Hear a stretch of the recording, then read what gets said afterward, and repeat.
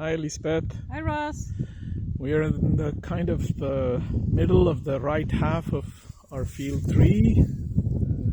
Farm is up there. Yeah. River down there. Yep, Yunnan is down there. And in this patch, we have some interesting observations to share. There's, if you look at the ground vegetation, you see that the grasses are a lot less dense than in field 1 and 2. So there's a lot more of the ground covering species. Particularly dandelion is very common over most of the field. Also a lot of the the white clover, not exactly in this patch, but in general, the red clover as well. Lady's mantle is generally quite abundant as well. Yeah. And this gulvial, Yeah. yellow, meadow pea seems to be a common English name for it. They tend to grow in really dense clumps, Yeah. and they're nitrogen fixing. So we know last year that the cows really liked all the nitrogen fixing plants. Really went for them first. Yeah. But they are still quite abundant this year. Yeah. And let's check out the thistle patches there. Yeah. Welcome to the land of the thistles, where the thistles dominate, but they benevolently share their land with a lot of other species. There's a lot of the Vicia crocca and the meadow pea, so the nitrogen fixing plants, and they can climb on the stalks of the thistles. And there's, as usual, quite a lot of dandelion and lady's mantle at the Base. ground, at the base. There's quite a bit of cow parsley. So it's a bit of a seasonal progression. So this part of the season, from now on, then the thistles really look like the dominating species. Yeah. Yeah. Bees love thistles. Yep.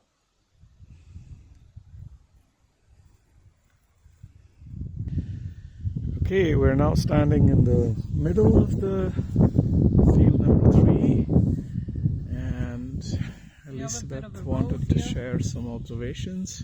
Yeah, it's quite a lot of yarrow in parts, and the pansy or cow bitter, it tends to grow in these stands like this, and these patches, and they occur every here and there on this field. And soon we're going to get down to the wetter parts of the field that are closer to Yunnan, and there the Filipendula ulmaria gets completely dominating in some patches. And a lot of the Vicia crocca here, you see, and it's nicely climbing on the thistles. Wait, that was a nice fat bumblebee. Yeah. There's another one here.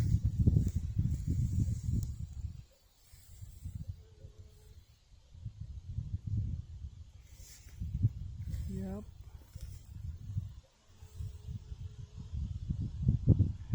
So how do you put a value on the Here we've got a regular pollinator bee. populations? Yeah, there's another regular bee there. I don't want to put value on things. Well, one could put insect traps, measure the biomass.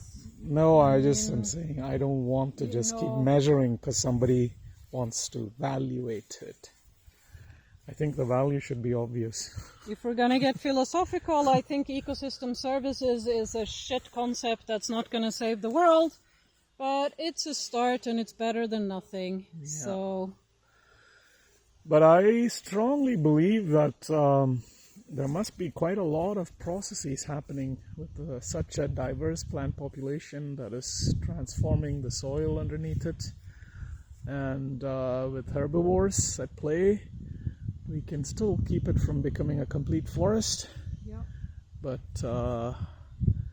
yeah, maybe get very nutrient-rich food out of it and maintain a very high diversity And here are the above and below first ground. stinging nettles I've seen today, because I've been walking like this and have not felt any stinging nettles so far today.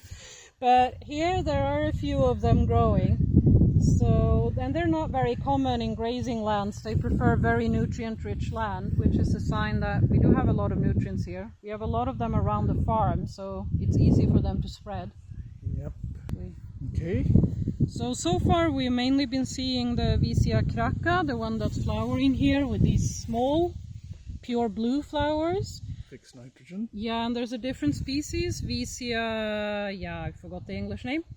And that has comparatively much bigger leaves. The flowers are also a little bit bigger and a different color pattern. Yeah. But they're also nitrogen fixing. But they grow side by side here.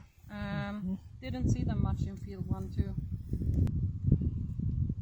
We have a Little snail. Here. Oops, here you go. Yo. Sitting on the Filipendula, the meadow sweet. Apparently is one English name for it. They're not green. ravens. I think. No? Yeah. Maybe. I think it's it's ravens. Okay, we're at the edge of the field 3 along the river Yungan. And what do you have to say, Elisabeth? Well, here we've got a cute little herb. It's trampert, common knotweed. It's a very common herb in Sweden, but I haven't seen it anywhere else on the property. And it's growing specifically here. You see it looks very different here. Here they've been trampling, and the water station has been set up here. In the middle was the IBC tank, and then the watering containers. So the ground is quite uneven from their trampling, and you see how grass dominated it is. Yeah. So when it's really disturbed, the grasses really can come in and take over. Yeah. And here we've got the sneezeweed. Really, in patches, it becomes really dominating. Yep. And we have our sort of undisturbed patches there with a lot of buffer before we hit the water. Which looks very similar. So again, it looks very similar on either side of the fence. Yeah. If you compare the 5 meters here to on the other side. Yeah. So Low density grazing doesn't seem to alter the plant community ecology considerably. No. In this type, then altering it basically not at all. Yeah. And it's absolutely not clear whether a specific management style of grazing is superior to another management style, given that all 8 cows were looking so happy and fat last year, right? When they went back to Sven Alf's barn. Yeah.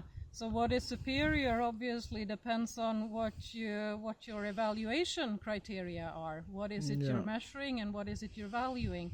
Yeah. So if you value happy, healthy cows that don't need supplements, this is a pretty good way of having them graze. Yeah, although you need quite a lot of acres for It's a few very cows. expensive, yeah. But still, it's an interesting experiment. Yep.